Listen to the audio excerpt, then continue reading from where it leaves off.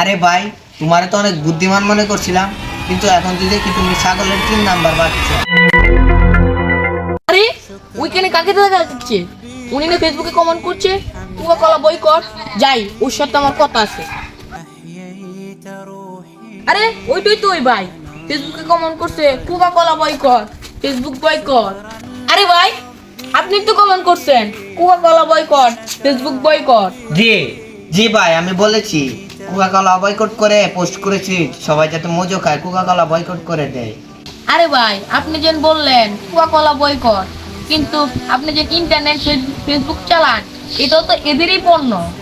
আরে ভাই, তোমারে তো অনেক বুদ্ধিমান মনে করছিলাম, কিন্তু এখন তুই দেখি তুমি ছাগলের 3 নাম্বার বাচ্চা। হেই ভাই, এটা কি বললাম? আরে ভাই, আপনি আমাকে ছাগলের 3 নাম্বার বাচ্চা বললেন কেন? আপনারা যেন ফেসবুক চালান, এটা তো ওদেরই পণ্য। আচ্ছা ভাই, আপনাকে একটা কথা বলি, আপনি কি সারাদিন টয়লেটে থাকেন? আরে ভাই, টয়লেটে কি মানুষ সারাদিন থাকে? যখন দরকার হয় তখন যায়।